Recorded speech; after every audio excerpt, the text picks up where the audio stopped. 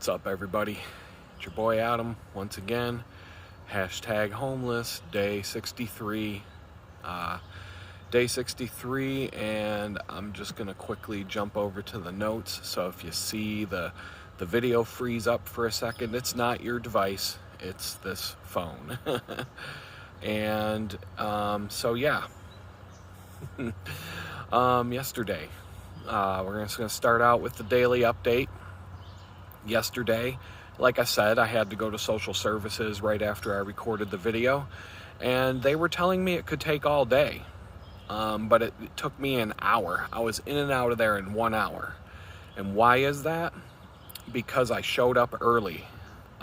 Honestly, I'm gonna tell you the handy tip for all of you: if you ever have to go to a government office and you don't have an appointment, an appointed time, if at all possible, get there early.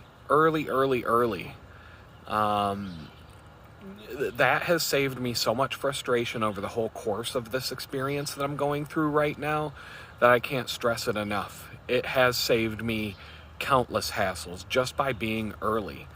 Keep in mind, most people, especially the downtrodden, they don't want to get up in the morning. So if you arrive first thing in the morning to these places, or first thing when they open, you're going to be skipping the line, and you might be first to the window, and everything is going to go so much faster for you. And another benefit is that if you get there early, you're going to be speaking to all of these people before they get all jaded by being treated like crap all day by angry people. Angry people that showed up late in the day and are all angry about having to wait in line. So, for example, yesterday, the woman who I've talked about in a few videos who treated me like crap, that I've mentioned a couple of times, she was really friendly with me. I was the first person in the door when they opened the doors, and I assume she had not yet dealt with enough people berating her yet, so she didn't have anything to take out on me, and she was friendly. I arrived at the place at 8:15 a.m., and there was only one other person there, and this other guy was too busy talking to someone through a car window in the parking lot, so I went and sat on the steps by the door. Now, 15 minutes later, by the time 8:30 arrived and the doors opened, there were about 8 people in this line already. 15 minutes early, I was first in line. If I had showed up 15 minutes later, I would have been 8th place. So the first available appointment to get things done was 9 a.m., and that was my appointment for being first in line. But by the time you get to person number 8, these are half-hour appointments. The next available appointment for person number 8 was 1 in the afternoon. So let's just say you show up at 9:30 a.m., an hour after they open the doors. Guess what time your appointment's going to be? It's probably going to be 3 o'clock in the afternoon. So now you're going to have to wait around all day waiting for your name to be called. But they're also going to tell you that it could be called up earlier, so you really can't just leave and come back. You're probably just going to have to wait there the entire day. On top of that, the woman who I met with there said she was planning on leaving early at 2 o'clock in the afternoon. So let's just say that I showed up at 9:30 instead of 8:15. They might have told me I have to come back again today because all the appointments are full, and they had to set up an overflow day for me to come back and do all of this, which means 2 trips to the place instead of 1. So I can't stress it enough. Get there early. I can't stress it enough. It will save you the hassle. Think about the DMV. If you show up when the DMV opens their doors, you might get in and out of there in 5 to 10 minutes. If you show up at the DMV around lunchtime, you might be standing in line for an hour and a half to get your 10 to 15 minutes of work done. Another example, every Friday morning I have to go to this stupid thing at the social services place, but I'm never farther back than 3rd in line. because I get there about 15 minutes early before they open the doors. They usually take 2 people at a time for this thing. But there are people who always show up 15 to 20 minutes after they start the process. And the line grows to about 20 people by then. So by being 15 minutes early before they open the doors for this thing, I'm usually out 15 minutes after they begin, a total of half an hour sitting at that place. But if you show up 15 minutes after they begin, you might be sitting there for an hour to an hour and a half waiting for your turn. You might lose a heck of a lot more of your day just by being a half an hour later than I got there. I'd rather just sit around piddling with my phone for 15 minutes and waiting for them to open the door than wait around for an hour and a half in a cramped hallway with a bunch of angry people for over an hour waiting to get my stuff done. So be early. Be early. Let's see, on the YouTube front. So close to that holy grail of 1,000 subscribers. We're kind of stalled at around 970 right now. It goes up to about 972, back down to 969, back up to 970, back down to 969, up to 971. It's just kind of hovering around there the last day or two. I'm sure it has something to do with the political rant the other day, along with Donald Trump's head almost getting blown off, and maybe some other factors. I know the algorithm I know we got some thumbs down. I got some thumbs down on that video the other day, but not a lot. I mean, it's still 88% positive thumbs up versus thumbs down. So if you want to help the algorithm of this channel, go back to that video. I think it was a few days ago, the one with Donald Trump's picture on the thumbnail.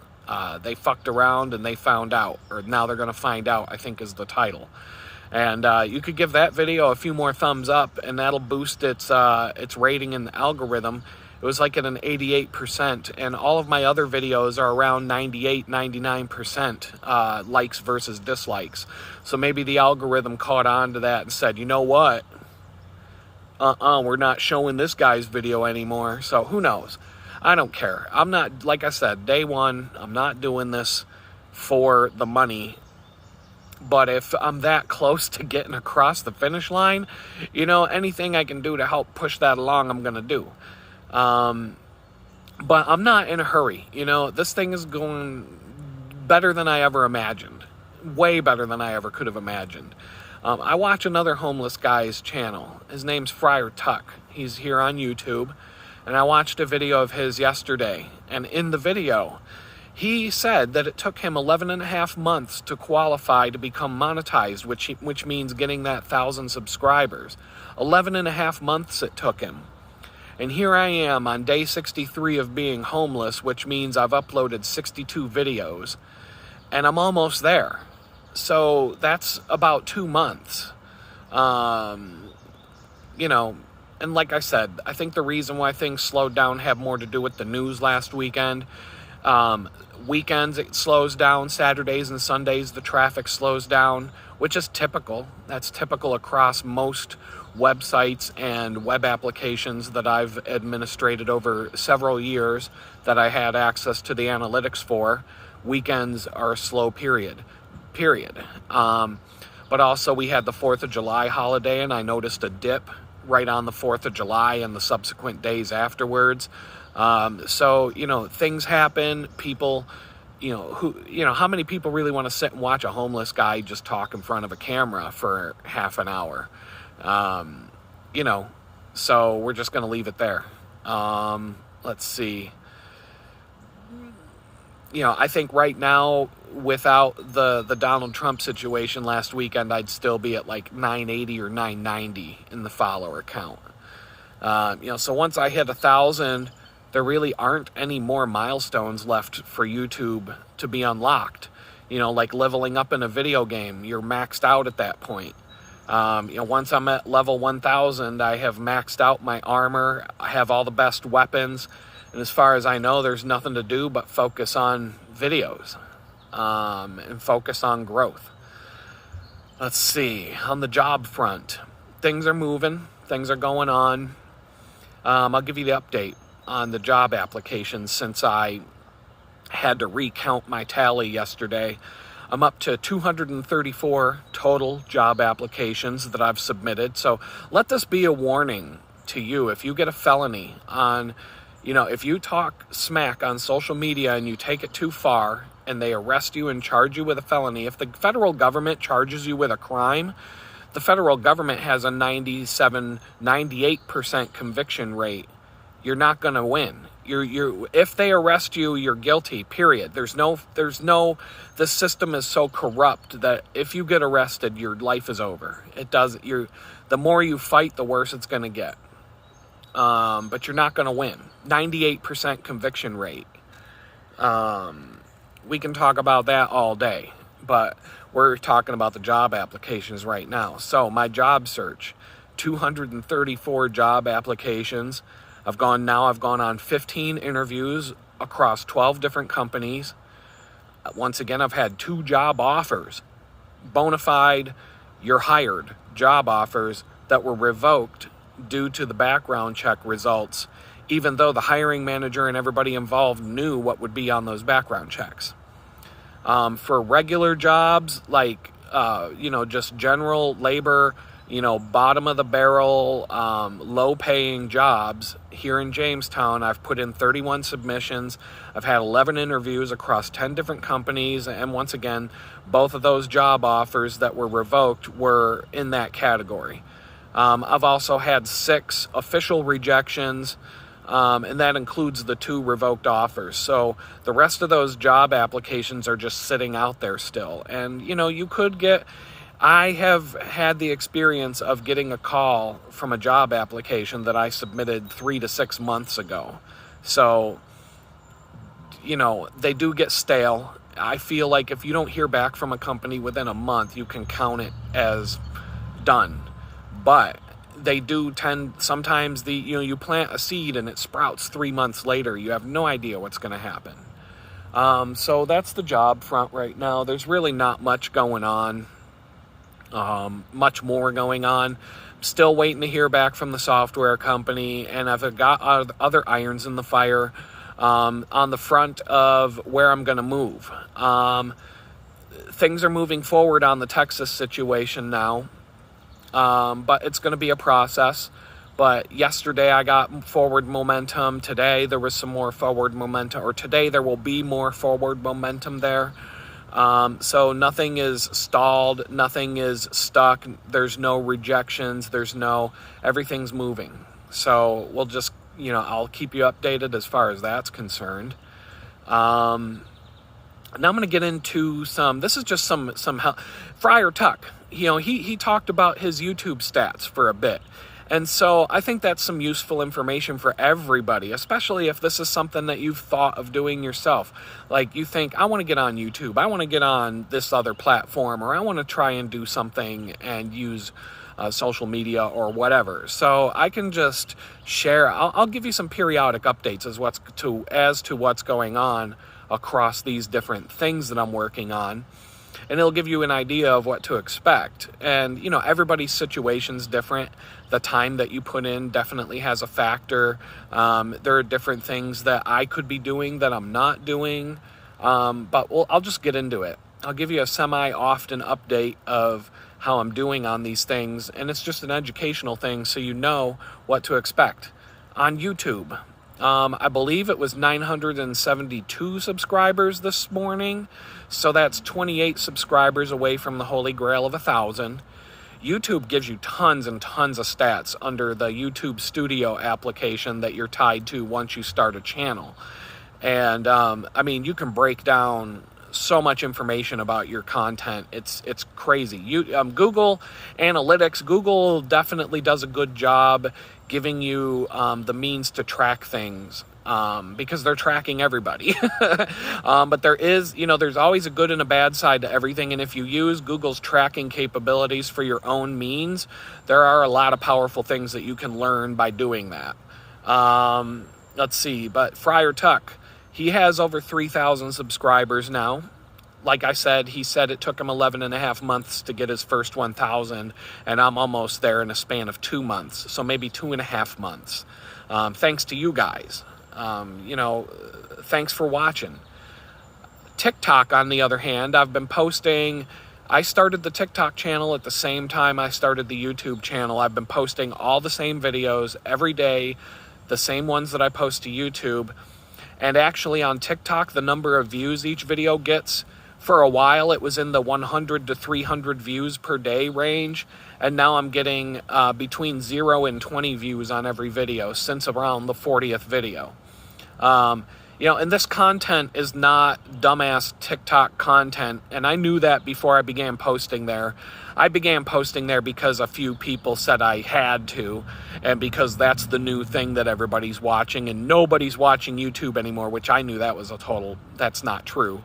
But this isn't TikTok content, this isn't short attention span stuff. So I knew that would be the case, but right now I have 21 followers on TikTok. For the same amount of time that I've put in on YouTube to get 972 followers, TikTok I've got 21 followers. So, unless you're posting short form and funny or short attention span material for idiots or semi-nudity for the simpletons to, wank off to, forget about TikTok. It's a waste of time. Unless you're going to produce stuff that TikTok people want to watch, which this isn't it. And that's fine. On the other hand, this is good content for Rumble. And on Rumble right now, I have 10 followers. And out of those 10 followers, I think around 10 of them are bots. I'm pretty sure that all 10 of them are bots. All the same videos have been posted to Rumble. I began posting them after about 20 videos were posted to YouTube. It started on whatever day that you started seeing the thumbnail format change into something a little more professional. Rumble, to me, right now, Rumble's completely useless for a new content creator. I'll keep saying it, and I'll say it again. The only people on Rumble who get any kind of attention or traction are Republican grifters who already are extremely popular and who've been kicked off other platforms. These people get promoted all over the app, all over the homepage, in the you might be interested in section, and any other place where people might be exposed to new content. Those are the people who are getting promoted on Rumble. The Rumble algorithm, the Rumble system does not share any new creators' content with anybody else. So the only way that you're going to grow a Rumble channel is to pound the pavement and do it yourself. It's almost like, the virtual version of walking down the street and handing random people. It's like when you're in Las Vegas and you're walking down the street and you've got all these people handing you flyers for call girls and strippers. That's basically how you get people to come to your Rumble channel. I'd have to stand on the digital corner of the sidewalk handing out stripper flyers every day just to try and get some Rumble love. So right now that's not happening. Every single comment, and I mean every single comment that any of my videos have received on Rumble is spam. It's a bot-generated spam content trying to get me to click on a link and give somebody my money. So right now, for me, Rumble is a useless platform. But if any of you are on Rumble, I have the same screen name on Rumble that I have on YouTube. It's Redeeming Light at Rumble. So, go give me a shout on Rumble, and you can watch the videos there instead of YouTube if you want. But right now, I don't like having all my eggs in one basket, but YouTube's the only thing that's moving forward. I'm on LinkedIn professionally. It's easy to find. The link is not in my descriptions, but I'm super easy to find. A lot of you have. A few of you have. I'll say it that way. There was a time in my professional life where I had at least a couple hundred contacts on LinkedIn, and I was very selective about who I would be connected with on LinkedIn. But around 2017, I got sick of all these platforms, especially the constant barrage of cringeworthy corporate brown-nosing bullshit that's posted to LinkedIn every day. It's just, it just makes me gag looking at all this corporate ass-kissing stuff that you see every single day. It's just a bunch of virtue signaling goody two-shoes trying to post to everybody else about what a wonderful person they are, and it's just fake. It's so fake. It's so cringeworthy. It's just ridiculous. So I deleted the account.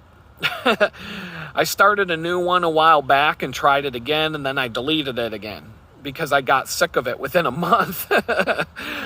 So this new account on LinkedIn is only 3 months old. And I just came to the conclusion, use these things for what they're good for, and don't try to... My problem was accept these things.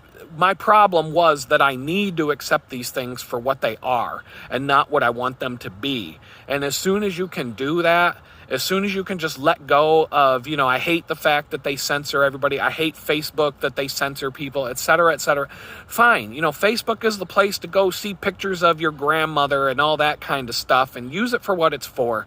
You don't need to post memes. You don't need to get into political fights on Facebook. Go to Twitter. Go to Twitter for that.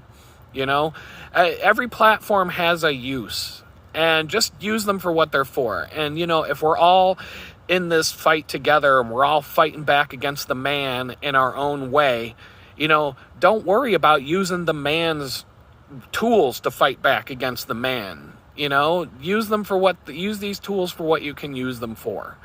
So I've got a strategy. LinkedIn right now, I'm just looking for a few connections. Like I said, a few of you reached out to me on there. If you're interested in becoming another connection of mine on LinkedIn, helping me get some street cred for future employers to see that I actually have friends, and you're actually on that website, I'm very easy to look up, and you can also contact me through there. I don't have my messaging blocked or anything like that. I get enough spam through that thing every day. I'd like to hear from some of you. That would be cool. Now let's move on to Twitter. As of yesterday, I had 25 followers on Twitter. Pretty sure that 24 of them are bots. But I did pick up a couple of new followers because yesterday I took some time.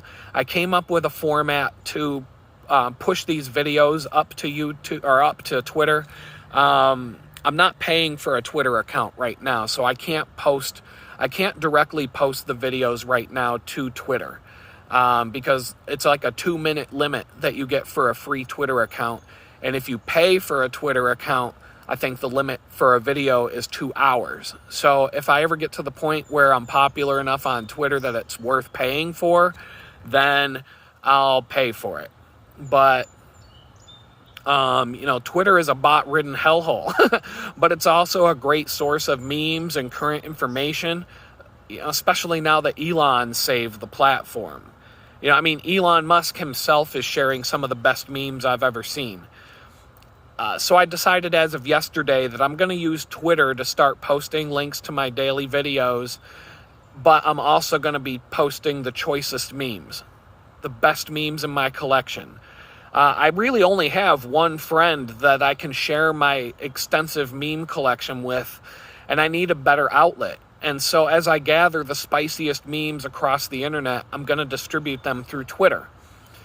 I'm also going to start posting, maybe I'll post some photography on Twitter, but I think it's just going to be a random set of posts with the videos, maybe reposting anything interesting that I find, and anything I want to share with you guys that would be easier to do there than on YouTube. If you're on Twitter, you can follow me with the link down in the description below. You can help this channel grow quite a bit if you have Twitter followers, and I'm posting each video now. I'm going to put that in the daily routine, a link to each video with the thumbnail graphic and some information. It would be real easy to repost these posts of mine, and then you can help drive more people to the channel if you think it's worth your time to hit that repost button. The username on Twitter is Redeemed by Light. That's at Redeemed by Light. Redeeming Light wasn't available. I was too late to the party to get that one, so I got the next best thing. But like once again, I needed somewhere to share my extensive meme collection. When the FBI gave me a 365,000 page PDF that had all the contents of my phone and everything I had ever sent or received or downloaded or anything else, I'm pretty sure that at least 15,000 pages of that were memes. So, I only have one friend to share them with, so I'm going to share them with all of you through my Twitter account, and that's what I'm going to use Twitter for. So right now, that's it for the social media updates for now. I have tons more links I'm working on, but I'm adding Twitter to the daily routine, and I'll keep that up to date as much as I can. This project, it does eat up a little bit more time each day as the days move forward, but I'm still able to keep up with everything else that other people want me to do, looking for a job and all that kind of stuff. Basically, I do not sit around watching TV. I don't do anything. I really don't do anything but sit in front of my computer and work on stuff, walk, and eat meals. That pretty much covers, and I go to church on Sunday. Those are the 4 things that I do. That covers every aspect of my entire life. I'm either walking somewhere, I am sitting in front of a computer working on something. I don't mess around. I don't spend too much time, especially now that I have a private room at the homeless shelter. I sit there working on stuff. Before that, I would spend an hour or 2 in the evening just watching YouTube videos down in the rec area that they have. But even that is more educational stuff. I'm not, of course we all watch stuff for entertainment once in a while. But I'm watching all kinds of content on how to grow a YouTube channel, how to do this. I ran into a problem with my computer today. Hey, how do I fix that? Or, I need to know how to do something in Photoshop I've never done, even though I've been using it for 30-something years. And, all those kinds of things. I'm always watching content to grow my knowledge. So like I said, this project here is eating up a little bit of time each day as it moves forward. But, remember, I'm focusing on the long game, regardless of how much that slows down the short game right now.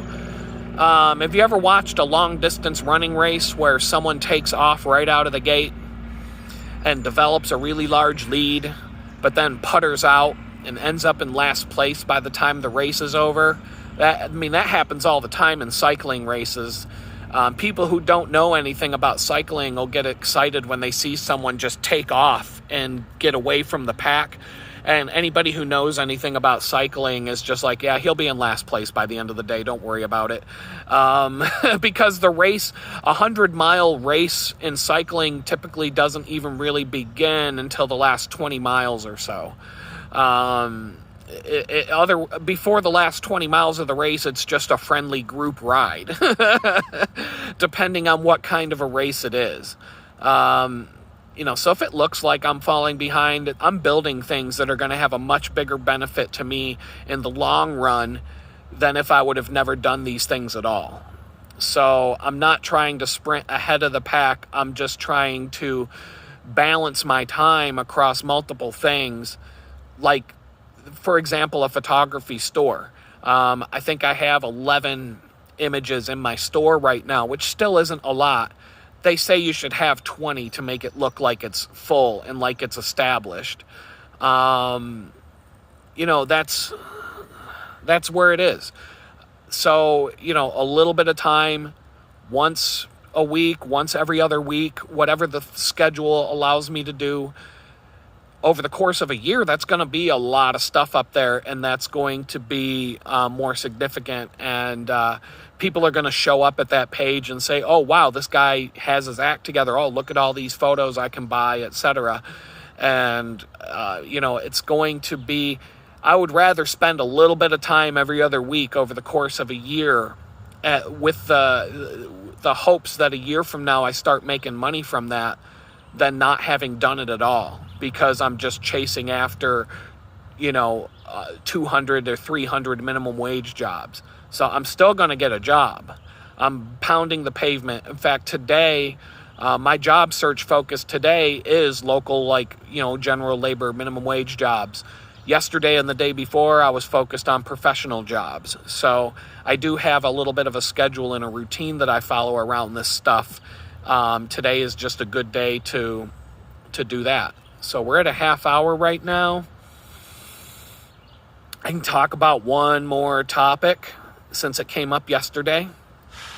I told you guys and gals that I knew I was going to get put on blast for the comment yesterday before it even came out of my mouth about women.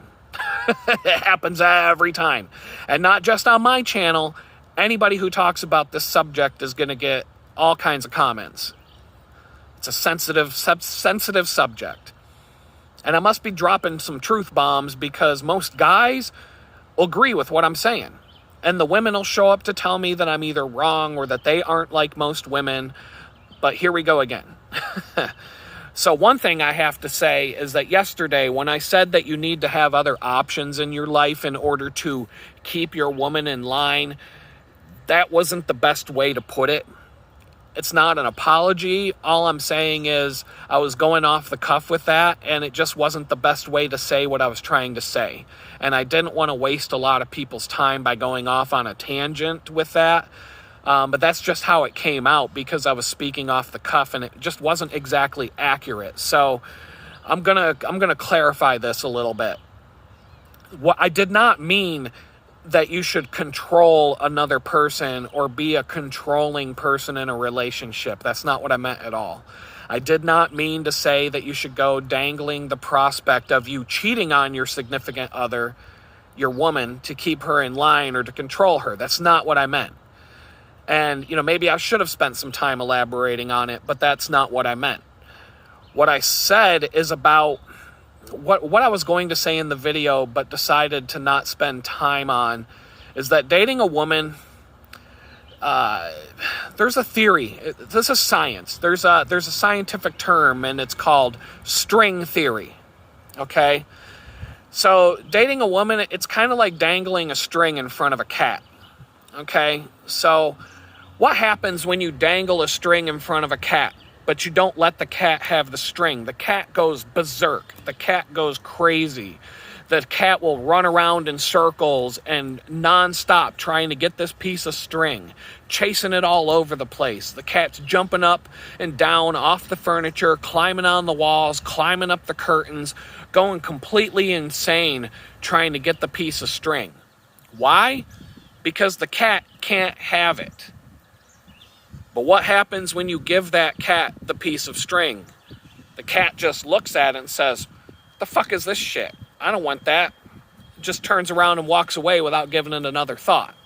So that's how women behave with men. As a guy, you basically have to be the piece of string. It doesn't matter whether you're in a new relationship or whether you've been married for 20 years, you still have to be the piece of string dangling in front of the cat to keep the cat's attention span on you. If you just hand the piece of string to the cat, all of a sudden the cat doesn't want the string anymore. It's a proven fact. I mean, this has been scientifically studied over and over again by people a hell of a lot smarter than me. So think about it. Why do so many women chase after married men? Because they can't have them, right? Do you have any idea how many married guy friends I've had over the years who say that as soon as they put that ring on their finger, they get hit on and chased by women 1,000 times more than they ever did when they were single? It's because women chase after the men that they can't have.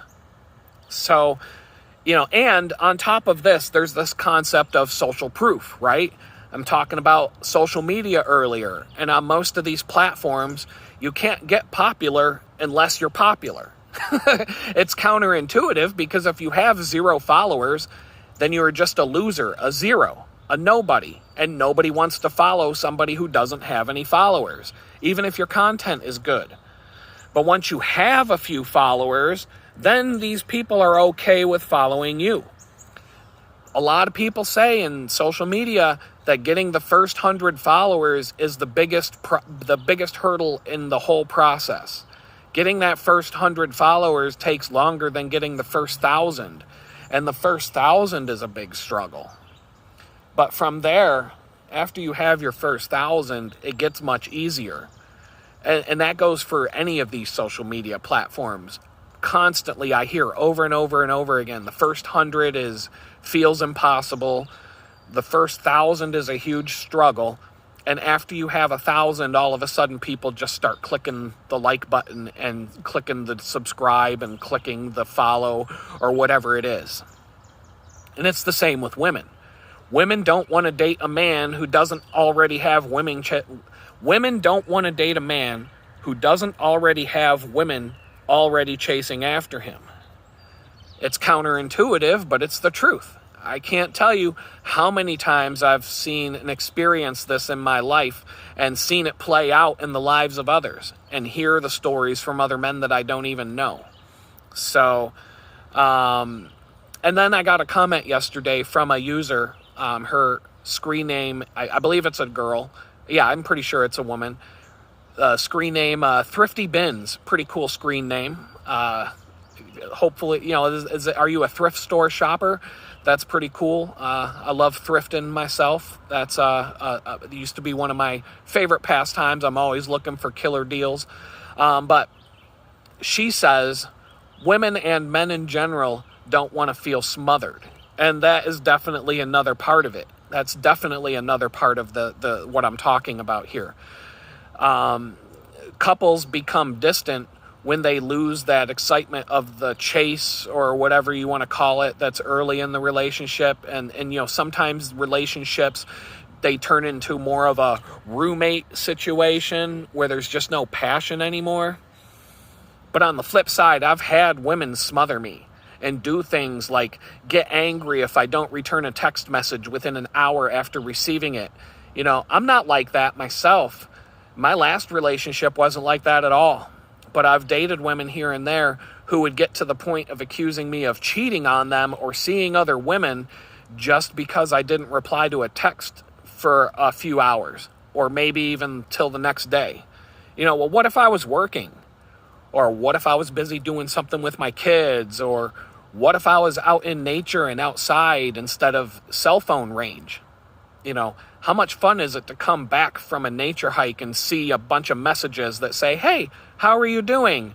Followed by, is something wrong? Followed by, why aren't you responding to me? Followed by, who is she? If you're just cheating on me, and then followed by, if you're just cheating on me, then have the decency to let me know. And that was what you came back to after a 4-hour hike when you were out of cell phone range for the 4 hours. And, at that point, all I can reply with is, hey, how you doing? I was out hiking. Like, what else am I going to say at that point? But at that point, I guess I'm going to have to fire up the old Tinder and start swiping right on a few hotties, hoping that one of them might not be batshit crazy.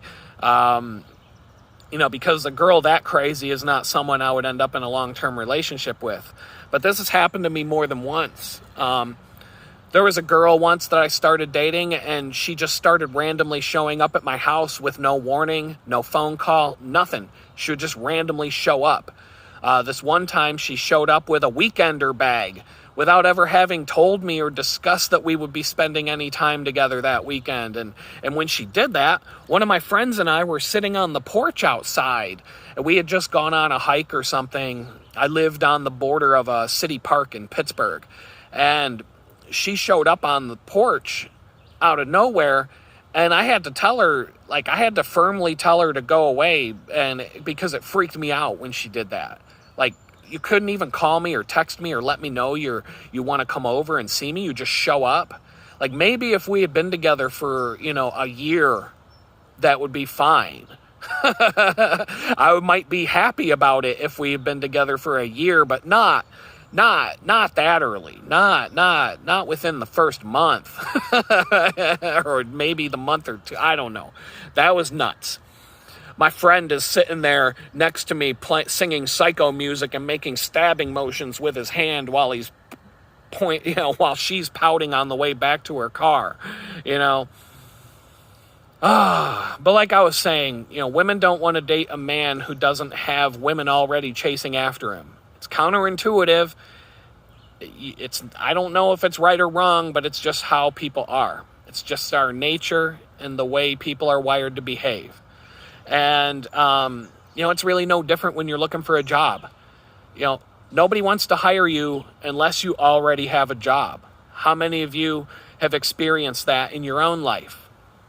As soon as you become unemployed, the recruiters stop chasing you. If you have a job, you're getting emails from recruiters 10 times a day.